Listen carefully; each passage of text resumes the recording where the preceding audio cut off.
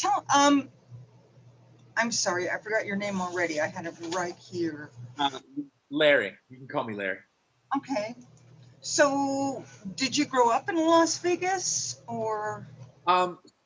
Somewhat. A split time between here and Boston. Okay. I grew up in Las Vegas 150 years ago. And Steve and I have talked about it because we went to rival high schools, of course. And it was just, yeah, it's a place that's kind of dear to my heart, but I'm a blue person and Vegas is, not a blue city. And so I would much rather be by the ocean or, actually mostly by the ocean. Yeah. Boston, at least you've got an ocean there you can get to, right? Maybe. Absolutely. Yeah. Okay. Is there anything, I'm going to let you introduce yourself. But if there's anything you want me to say before the meeting, I could do that for you. I was just going to start by. Sorry, Larry, you're the host. I'm sorry. Okay. I'm the host. I'm not the chair. Okay. See, tells you where I am. Okay. Sophie, hi. Hello, I'm hoping everybody can hear me. Can you guys hear me okay? Yes. I'm trying. So hi, I am Sophie Ladd. I'm one of our children's literature professors here at UNLV, and we'll get started in just a minute. I'm trying the AirPod Pros for the first time to do the presentation because I find the sound is a little bit clearer. So thanks for being here. We have a big audience. I'm delighted. Now, Pardon? Is there anything you want me to say before we get started? Not really. Okay.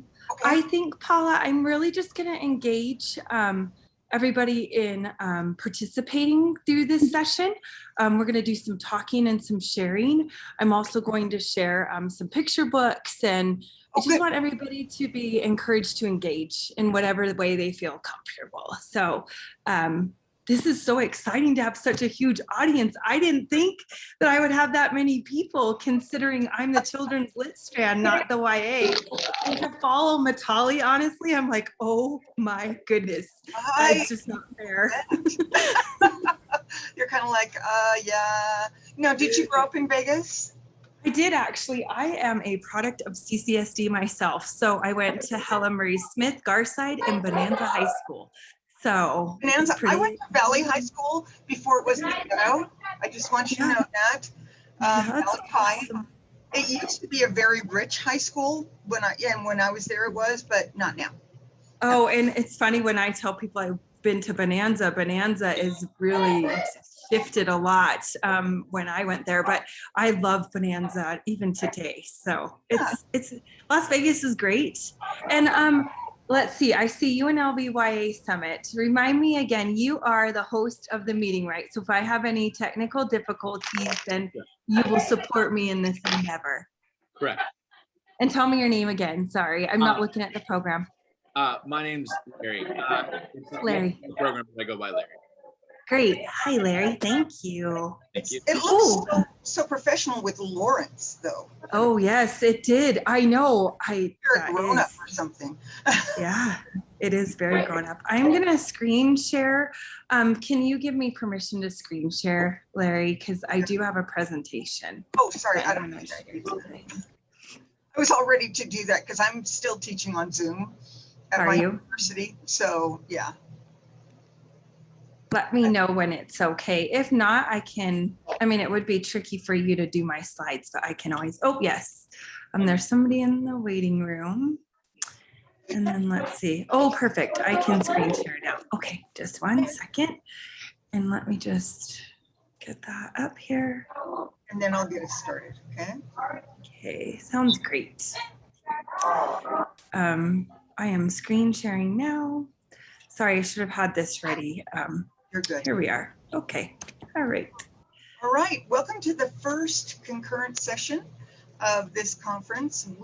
I am excited to hear from Sophie Ladd and to talk about these critical conversations. Even though I teach young adult literature, I think the conversations are relevant for that we talk about for young readers. I think college kids need to sometimes get into those conversations as well. If you have any questions, I will moderate them for you so that you are ready, so that at the end, if we have a little bit of time, we can talk about them. And please remember that we are being recorded. I can't imagine what somebody might be. Well, maybe that's why you don't have, you're not live. You have a screenshot that might explain together that. I am also going to be the timekeeper, but I will share the questions at the end. We suggest that you mute and that you minimize using your email, because that's going to slow down our bandwidth. And I will announce the time for questions. And I think that's it. So Sophie, if you would, I'm sorry, I act like we're best friends, Sophie, but I love that. If you would introduce yourself, and then we want to hear your presentation. Sure. I am excited that you're here today. And Paula, what you mentioned about conversations for young readers, I want to encourage us all to think broadly about the lens that I'm going to go about this presentation today is through picture books. And I firmly believe, and much of the body around research and reading out loud says that we should read aloud to everybody of every age. So I am going to read aloud to you today. I will tell you a little bit about myself. I am Sophie Ladd. I am a professor here in the College of Education at UNLV. I'm what's called a teaching line. And so my focus is really preparing teacher educators. And I teach literacy broadly. But one of my favorite things that I'm able to do is teach children's literature. And I believe that children's literature is the lens to every good dialogue. And so as we go throughout this presentation, feel free. I know that we've kind of been encouraged not to talk, but if you have something to say, raise your hand, chime in. I want this to, as the title says, critical conversations. If you have something to share, I am not afraid for us to do that within this presentation. If you had the chance to attend our UNLV Scholars Series, we did, myself, Dr. Laura Bauer-Phipps, and Dr. Jenny Wimmer did present a little bit of this earlier in the semester, but I'm going to take it and shift it a little bit for today's presentation too. And these are two of my colleagues at BYU and at Southern Connecticut University. I am a twin, which I thought was fascinating that Mitali has twin boys. And I want to quickly talk about something she said. She said that these stories her stories particularly bring distance to the near. And one thing that I love about children's literature is that it gives us this connection to maybe something we haven't experienced and bring that distance near to us. So I'm going to begin. That's a little bit about me. I want you to quickly, and I'm going to encourage you to write and think as we engage in this conversation, in this dialogue today. Jot your thoughts. Why do you read aloud? Do you ever read aloud? Who do read alouds apply to? And why would we want to read aloud in upper elementary classrooms? Middle, not formally, but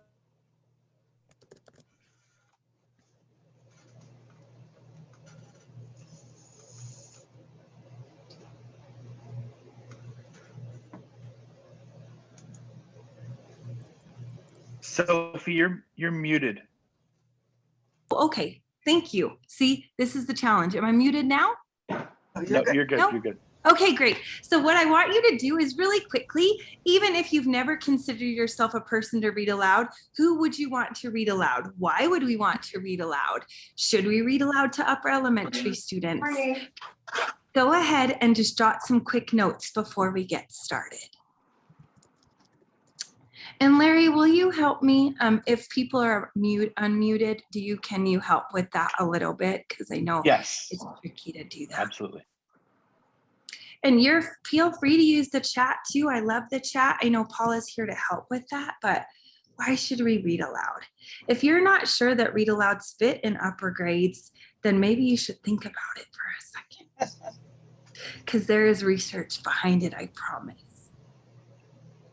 Okay, so quickly, what are the benefits of read aloud? So first of all, for many readers, and I will say K-12, pre-K-12, even college, read alouds really help build background knowledge. And I'm not talking about, just concepts, but I'm thinking broadly about discourse around particular topics, around things that maybe we aren't familiar with, about cultures. Steve even introduced us today about understanding and how the power of different voices are so important in our world today. And that is one of the beautiful things about read alouds. Generally, they build vocabulary for students, especially those that are struggling to gain that rich vocabulary that in 32 pages in a picture book, authors have to be super intentional about every word they include, and vocabulary is essential. They can model comprehension strategies, although I'm not going to talk about particular like standards-based comprehension strategies. We're going to talk about comprehension broadly in the notion of discourse and conversation, but we can do that. We can build content knowledge if we use nonfiction text oftentimes, and we can stimulate higher thinking, and we can engage in meaningful discussions. If you want to read a little bit more about read alouds and you want to have research-based evidence to back up a reason to read aloud in your classroom, please visit the ILA statement about the promise of read alouds. I know there's a lot of pushback with standards-based instruction these days, and one might argue that read alouds don't have a place in the classroom, and they certainly do. So if you want to fight back, use that ILA statement. Oops, sorry, I shouldn't have stopped out of my presentation, you guys. Okay, I'm going to read to you, and I'm going to do exactly what I'm talking about here today. I want you to, as I'm reading aloud, I want you to just jot your notes. How does this bring distance near for you, like Mitali talked about? And I'm going to read to you a book called Dreamers by Yugi Morales. Has anybody heard of this book before or seen this book? If you haven't, it is a must-have in your collection. Yugi Morales immigrated to the US in her early 20s with her brand new little boy, and she is a superhero to me. And I love how Mitali talked about superhero stories. And so as you read this, jot thoughts again. What do you notice about the images? What do you notice about the text? What do you notice about the words, the vocabulary that maybe bring distance near to you if you haven't experienced something like this before? And I cannot share this presentation until I delete all the images. So copyright, I can use one to read aloud, but you can't have this till I take out the entire book or we'll get in trouble. So, okay. I dreamed of you and then you appeared. Together we became a more love, a more resplendent life, you and I. One day we bundled gifts in our backpacks and crossed a bridge outstretched like the universe. Adios, corazon. Quick note too, I met Yugi Morales. If you've never met her, she is delightful. She will wrap her arms around you and give you a hug like your best friends. And when we made it to the other side, thirsty in awe and able to go back, we became immigrants.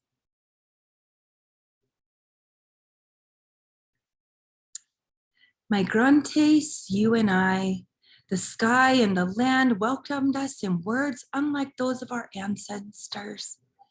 Give thanks. There were so many things we didn't know, unable to understand and afraid to speak. We made lots of mistakes. And I want to pause here for a moment. So Yugi talks about this particular page. In Mexico, where she lived and was raised, it's very common for her people to bathe in any body of water. And as you know, in the US, we're very particular about our fountains and our spaces.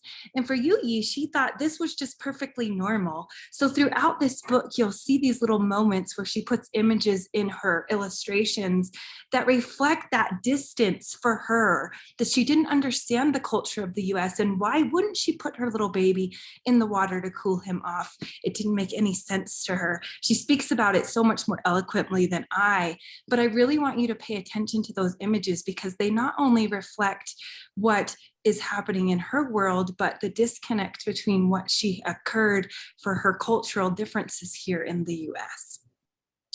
You and I became caminantes, thousands and thousands of steps we took around this land until the day we found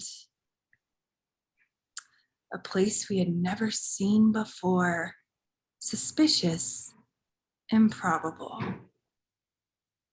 And I think it's interesting, and I know I keep going back to Mitali, but Mitali talked distinctly about sitting on the steps of the library. Libraries are such special places, and I know we have some fellow librarians in here. And I love that both of these authors talk about this nature of the library as being a very important place for their development and for their own individual hero story in many ways. Unbelievable. Surprising, unimaginable, where we didn't need to speak, we only needed to trust, and we did. Books became our language, books became our home, books became our lives. We learned to read, to speak, to write, and to make our voices heard. Someday, we will become something we haven't even yet imagined. But right now, we are stories. We are two languages. We are lucha. We are resilience. We are hope. We are dreamers. We are sonadores of the world. We are love, amor, love. I want you to just pause and again, take a moment to think about maybe how that story brought the distance near for you. Take a moment to just, even in the chat box, is there something that you connected with? Is there something that really touched your soul?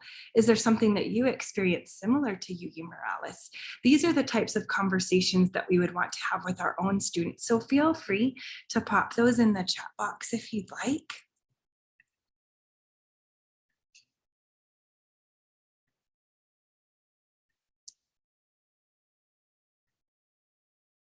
And Paula, I'm going to lean on you.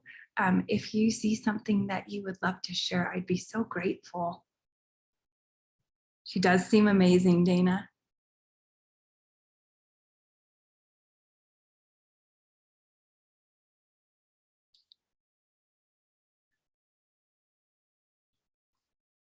So I'm just going to read this to you really quick.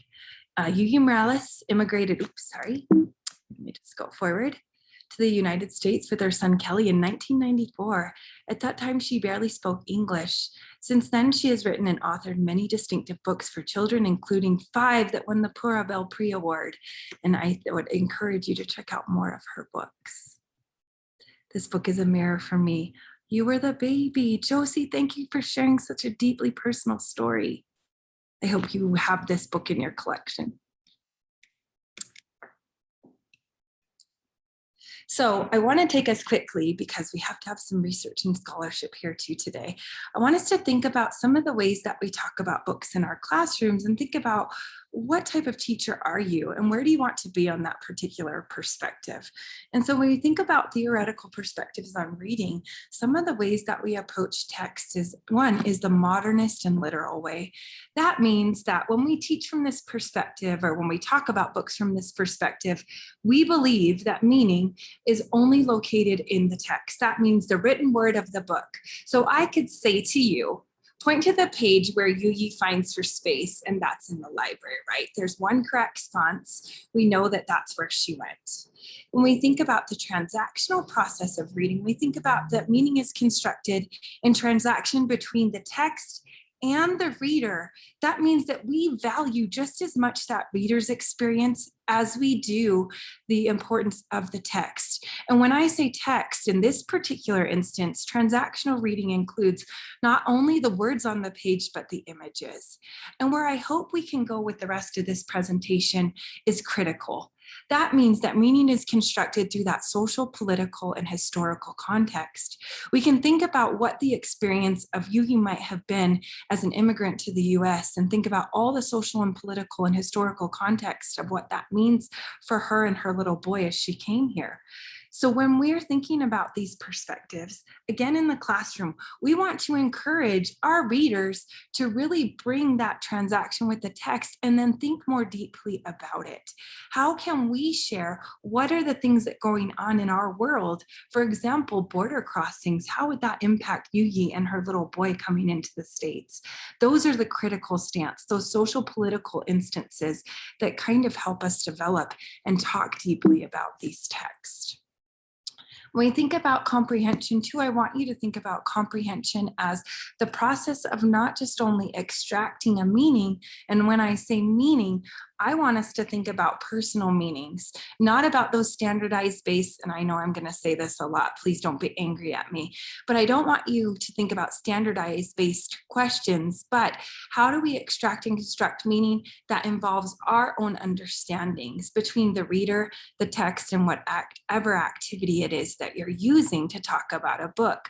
So today we did a read aloud, and you as the readers were able to listen and engage in that text. And if we were in an ideal world sitting face to face, you would have been stopping and talking with me and saying, oh my gosh, this is what this makes me think of. I have an experience with this.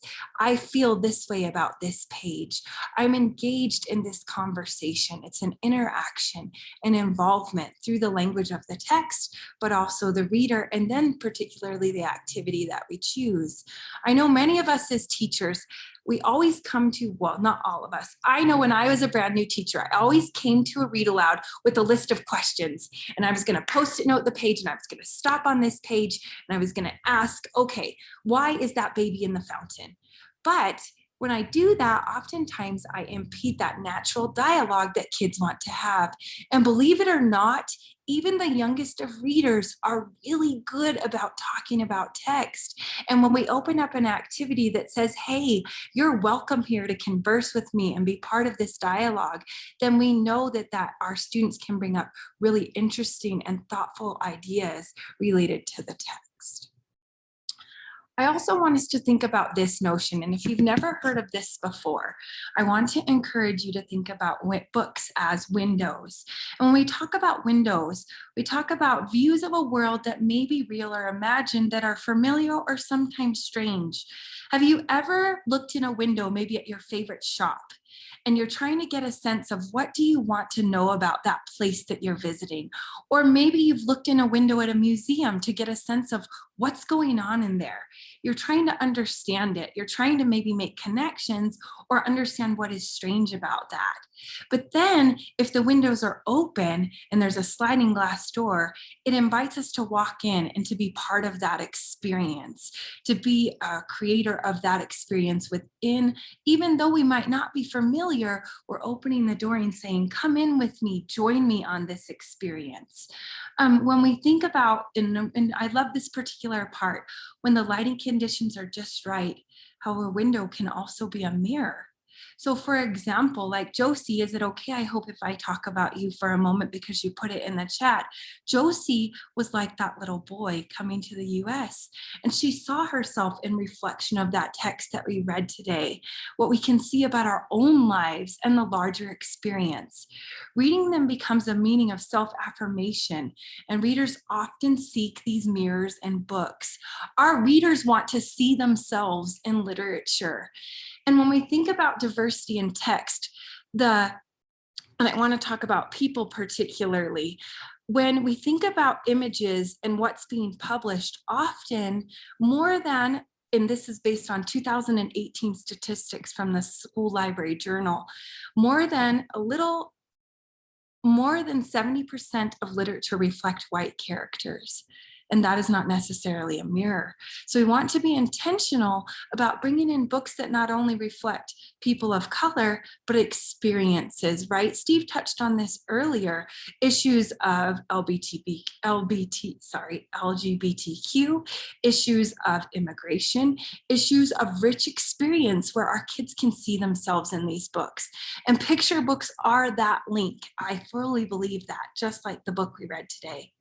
Mirrors show children that their stories, their identities, and their lives matter. Like Yuyi, we're saying, Yuyi, tell your story. People want to hear it. People connect with it.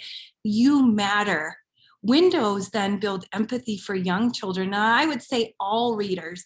I bet today at some point when I read aloud to you, you thought, wow, I see something in this, right? Even as an adult.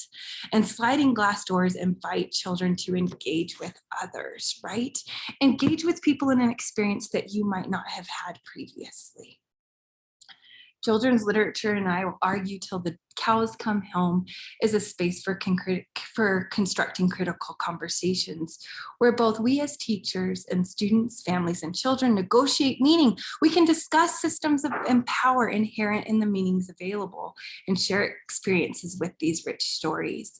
I love that Mitali talked about home is in between, and how she talked about that character Shanti is peace in that story. Again, going back to this critical conversation and relating those lives to us. Harsti talks about, and this is really important because sometimes when we pick picture books, not all picture books are created equal, you guys.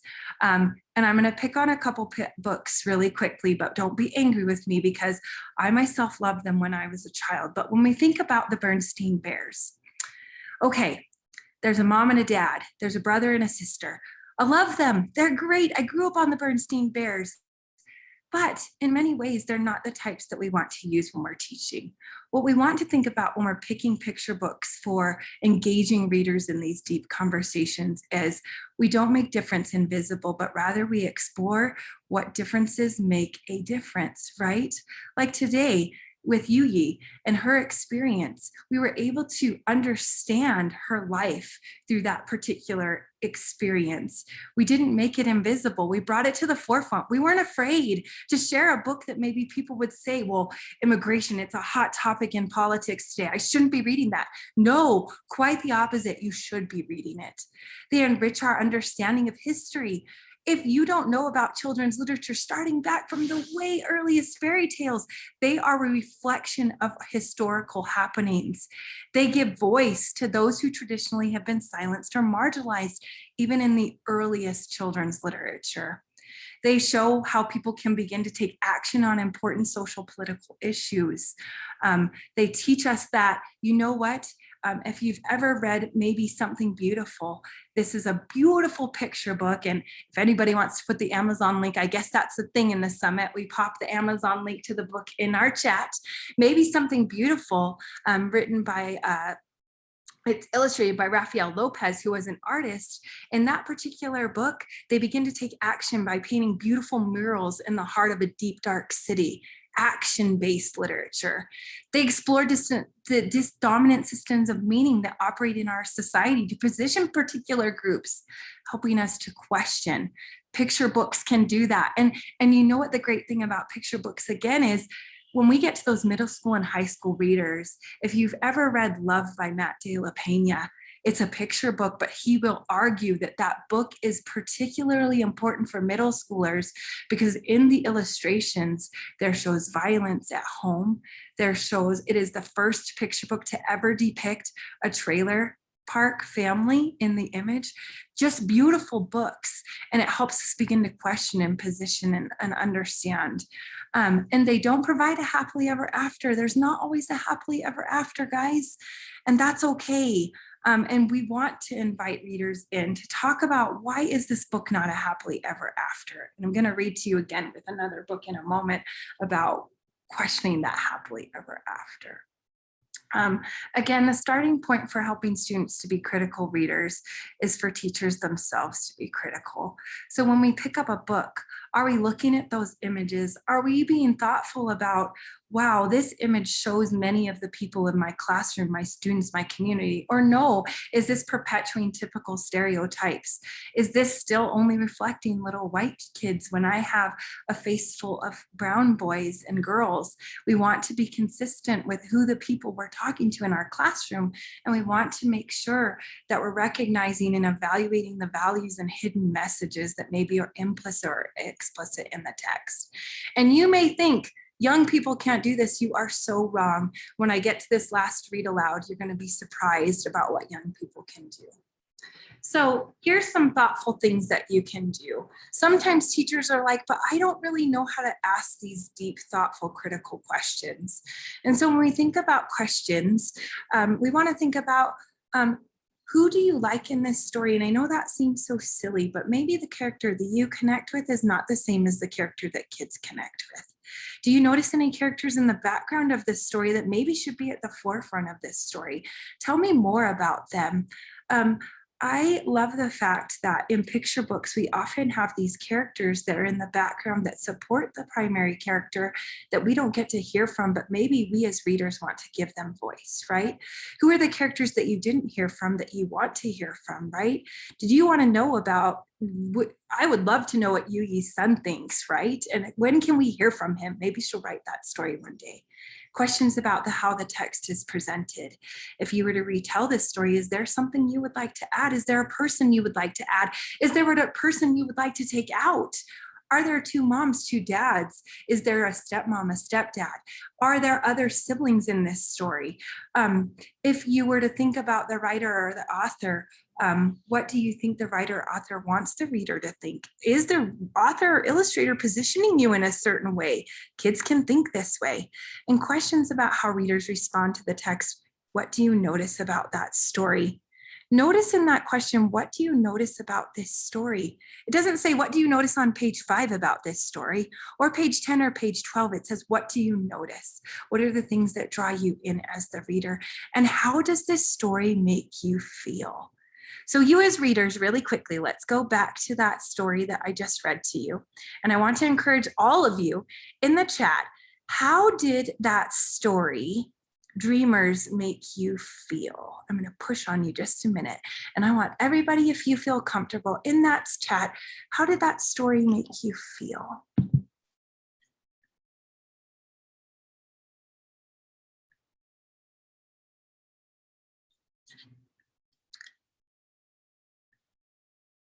And if you don't feel comfortable, oh, visible Josie, I love this. If you don't feel comfortable putting it in the group to everyone, go ahead and feel free to put that in the directly message to me too. Sorry, I didn't mean to go forward in my presentation.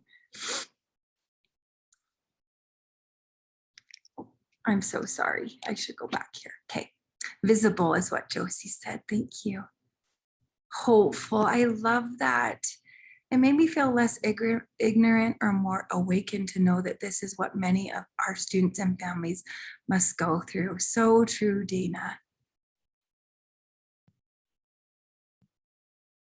How did it make you feel? Hopefully it moved you in some way.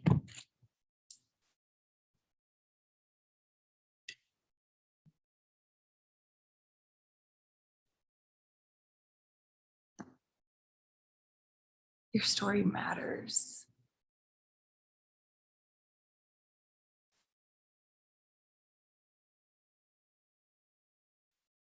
It made me feel like I was learning about the world in a way I'd never considered before. Absolutely, that's always my hope. Other thoughts?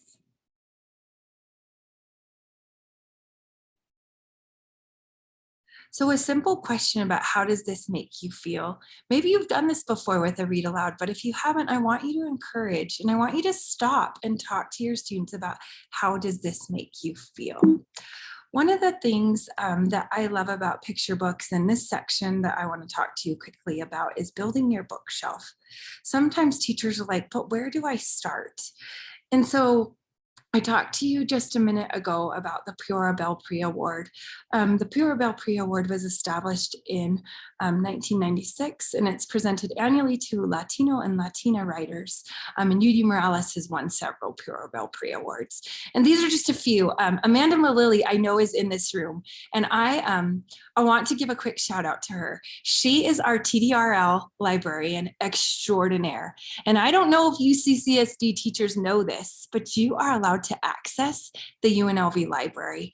She has so many wonderful resources on this. I'm putting an arrow right here, this UNLV Teacher Development Resources Children's Literature Guide.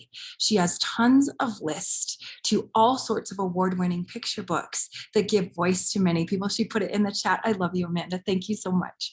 And in this particular list guide, she highlights all types of different diverse types of children's literature for all grades, K-12, pre-K-12. The Dolly Gray Award is for disabilities. Jane Addams' book is recognized for literary and aesthetic books that engage in talking about peace and social justice. Oh, you were on the Pura Bell Pre-Award, Josie. I need to know Josie, you guys. Sorry, I'm a little bit excited about her comments. Get Epic. Many of you teachers, how many people know about Own Voices? Raise your hand if you know about Own Voice picture books. And you can use the raise your hand function in Zoom if you're comfortable. Amanda does, okay. Own Voices. So what I love about Own Voices, and Yuyi's book is a perfect example of this. Own Voices are written by authors that have experienced that particular moment in time in their own lives, and they write it in their own voices, and they often illustrators in their own voices. So Yuyi was an immigrant. She wrote about her immigrant experience, and she also illustrated that. The next slide that I show you is going to have a list that provides multiple texts that are written in own voices. Oh, this is awesome. You guys are so great. The Brown Bookshelf also, I don't know if you've ever experienced this. That's a great place to start too. And The Power of Story, Diverse Books for All Readers That Matter. Of course, I will say that these are a selection that I chose. So inherently there's bias in the resources that we choose. So the next slide I want to share with you, and you're welcome to take a picture of this, I don't mind. These are some texts that myself and many of my scholars in the children's literature world are talking about. What are some books that we can build our shelf with? And so All Because You Matter, Alma and How She Got Her Name, and so on and so forth. And you'll notice within this particular slide, I have stars next to each of those texts that are written in own voice. And so a designated own voice, the term own voice describes a book such as a picture book that features diverse characters and perspectives written by an author who shares those identities. And so we'll notice throughout each of these texts that I highlight here, many of them are own voice texts. And I would encourage you to add those to your collection. And I certainly need to add Home is in Between and Between Us and Abuela from Matili's talk today. I'm just going to go forward just a little bit. I want to read to you one last time, and then I'm going to open up to questions. Just give me 1 second. Oh, no, here it is. Perfect. I had my book handy. I don't know how many of you have ever seen this, and then we can have a great conversation because I don't want to end this discussion with me just talking to you. Have any of you seen this particular book? I have to try to get the camera to, oh no, let's see. Sorry, I'm gonna work with this for a minute. I might have to take off my background to see if I can get this to work. These are the wonders of technical difficulties. Larry, do you have any suggestions? I think I might have to remove my virtual background for this. Okay. You will definitely have to remove your virtual background. Okay. Sorry, guys. 1 second. 1 second. Just go to here. I'm going to pause my video for just a brief moment.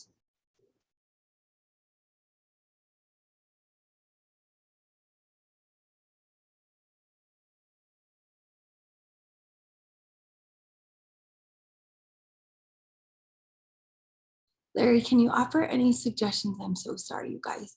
I'm used to teaching on Zoom where I don't put a virtual background on, so just 1 second. Larry, do I have to go back out and come back in order to take my background off? No, you go to start video. There's an arrow at the bottom right next to start great. video. Thank you. You're wonderful. Thank you. I appreciate you so much. You're welcome. And then choose virtual Choose background. virtual Okay. background. Okay. And then let's see. And yes, Paula is right. I would say you'd want to stop sharing your screen at this point. Okay, I will. Thank you, guys. So helpful. We're a team in this, you guys. Thank you so much. Okay, All right, sorry. I wasn't expecting to share my virtual back. I was not expecting to not share my background, but that's okay. We'll do this here. Okay, and let's do my video. Okay. All right, are we ready? We can see this. Wonderful news. Okay, has anybody seen this book before? No? Oh my gosh, I'm delighted to share it with you. Okay, ready? It says there are two sides. Oops, let me go this way. There are two sides to every story. Larry, is there a way to switch it to where it's the proper view for you guys, or will it just be backwards for today? We can see it the regular way. Oh, you good? For me, it's backwards. So I'm glad you can see it the regular way. Thank you, whoever said that. Okay, here we go. There are two sides to every story, Room on a Rock. And I want you to be ready to think and talk and type in the chat box because I think you're going to be very surprised about this book.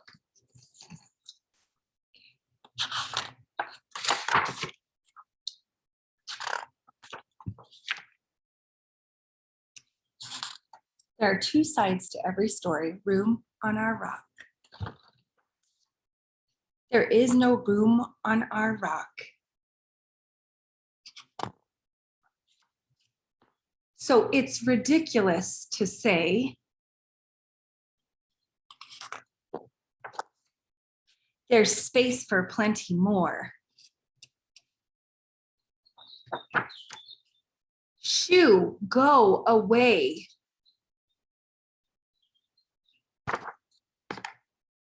You'll never hear us say, you're welcome here. This rock is ours. Go back to your own.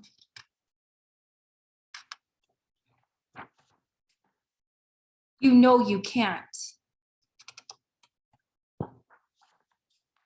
Make our rock your home. This is no place to be.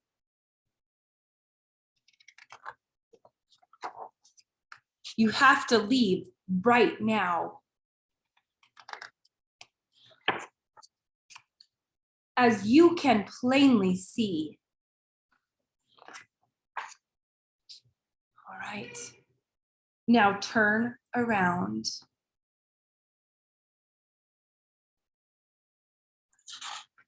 Okay, right now, if I were to stop reading, how are you feeling? Go ahead, put it in the chat. How are you feeling right now if I were to stop this book right now? What are your thoughts? Angry, unwelcome, really sad? Me too. Kids have the same reaction, even adults. All right, here we go. No room on the rock? Can it be true? Read back to front for another point of view. And I'm literally gonna read backwards. Here they are. Now turn around. As you can plainly see,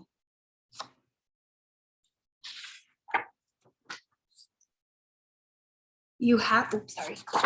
As you can plainly see, you have to leave right now. This is no place to be. Make our rock your home.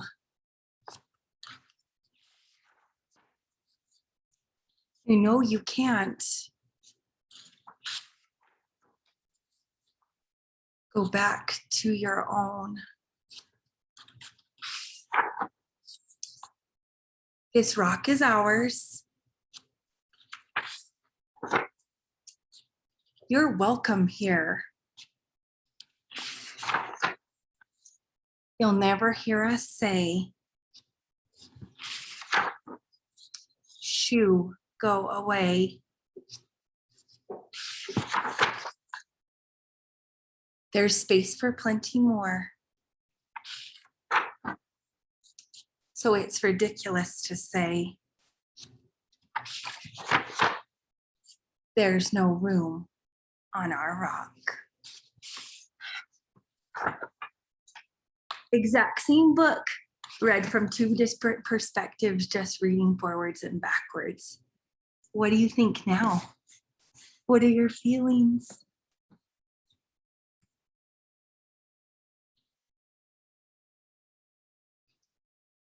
That's the exact same book, two perspectives. One says, you are not welcome.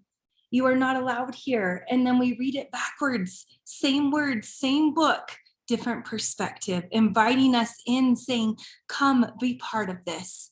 I hope that you felt part of today's conversation. I know I talked a lot about you, or at you, sorry, but I invite you to talk to us now. Please feel free, hop in, let's have some conversation.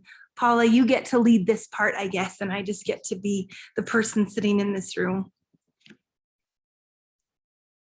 I can't hear you though.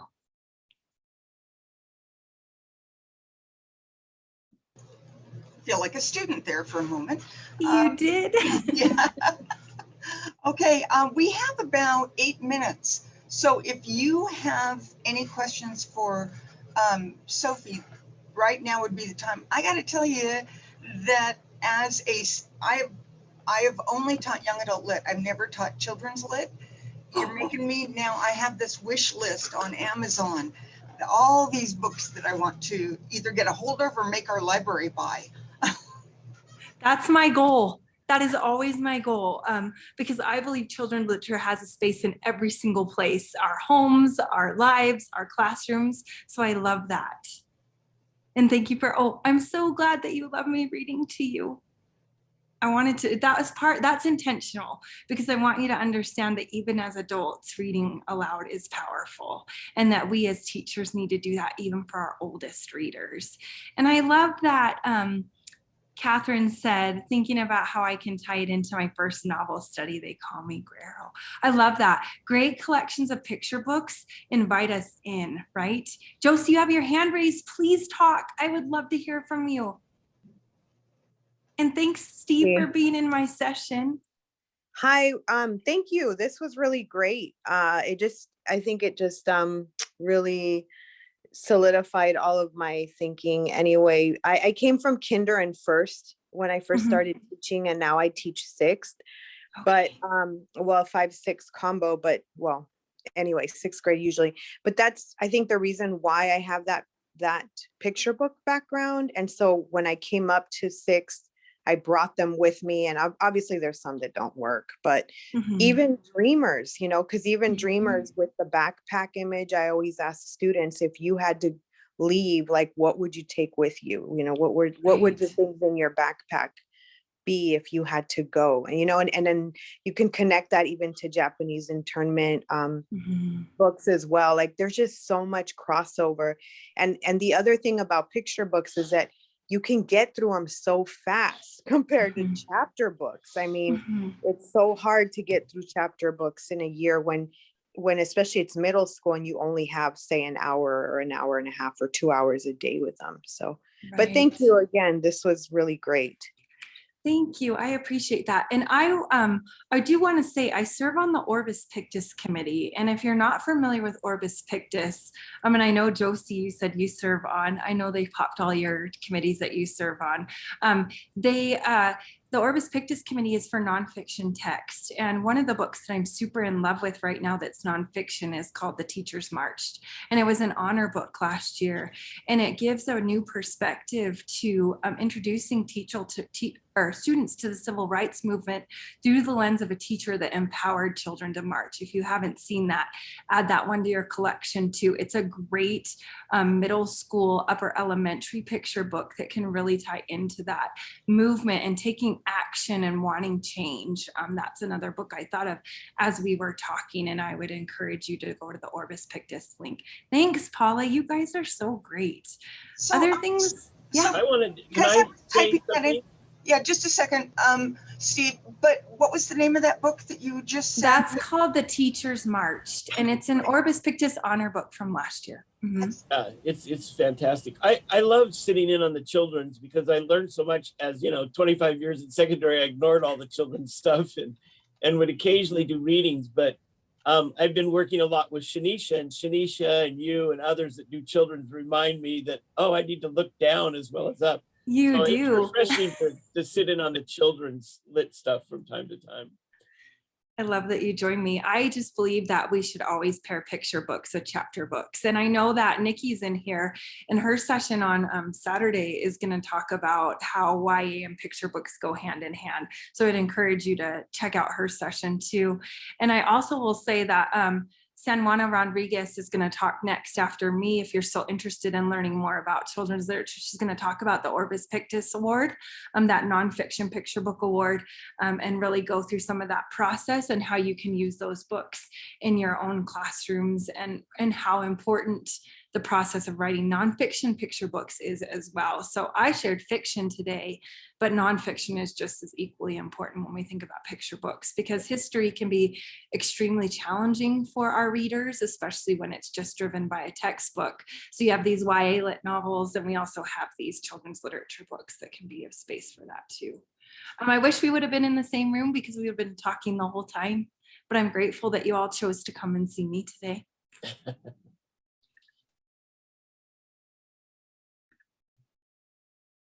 Oh, good. You're presenting the Jane Addams. That's right. Thank you. I love that. Yeah, Shanisha brought together an all-star cast to come help us do this. So Awesome. awesome. Do that. Thank you so much for joining me today. I know you guys might want a couple-minute break to refresh. Yeah, there's a 10-minute break between. So you guys, if we end now, you'll get 13 minutes. So you can feel free to leave when you want. But thanks, Sophie, as always. Sophie's Thank one of you, those teachers Steve. that all the rest we exist in jealousy, because our evaluations are always like 6 out of 5, and the rest of us are struggling to get like a 4.2 or You something. guys are so, So we you're don't get so fired. silly. Thank you. So Thank you. we I figure love out my how she job. does it. Right. That's really funny, Dr. Bickmore, because I was just thinking about my camera's not on. Sorry, Dr. Ladd. I was It's just thinking okay. about how I took you my last semester of You my sure did. I remember. yes, my son is 2 now, over 2 now. Shush, yes. that's delightful. I have a Um, couple students in here that were in classes too. I love it. I just started my PhD with you guys this week. I know. I'm delighted. I'm so excited that you're coming back. That's I'm so fun. excited to see you guys, and I'm so excited to be working with you guys as my teachers again. And I'm so thankful, Dr. Ladd. You really are. We're one of, or are, I Gosh. guess, one of the most influential, people in my career. So Stop. You're Can't gonna you make see me your head cry. swelling? It's filling up the whole. No, it just makes me Filling cry. Nikki. you and Dr. Scott, like, honestly, I'm just. Oh gosh, you guys, I love it. Nikki Streets is also starting her PhD, Kat. So she's actually a semester in, so you guys might connect one time too. Oh yeah. So. All right, it's about that time. So thank you everyone for being here. And yes, Thank you for coming. Sounds good. Thank you, Sophie. Bye. Thank you, Paula. I really appreciate you. You bet. Ditto. I'll stay Have on a until nice day, everybody guys. leaves. Thanks, Larry. I appreciated your help with the background. Good grief. Anything I can do. Thank you. Thank you. Feel free to leave whenever. I'll stay on until the last person leaves. Oh my gosh, Katniss Everdeen is on Paula's. I love that.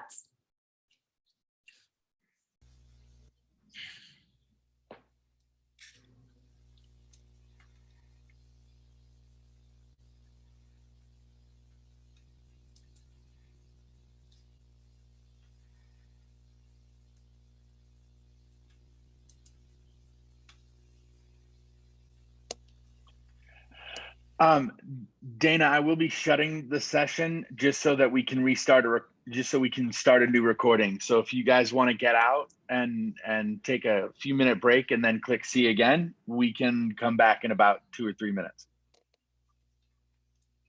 You're welcome. Thank you. I can leave too, Larry, if you need me to.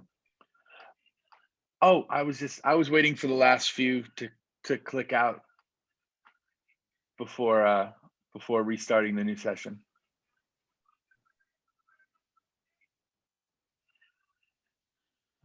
Oh, I'll close because I think they're trying to maybe stay or come back in. Yeah, I I'll think they're leave trying to come too. back in. Yeah. Let me end this session. It was lovely meeting you. You too. Thanks, Larry. Thank you.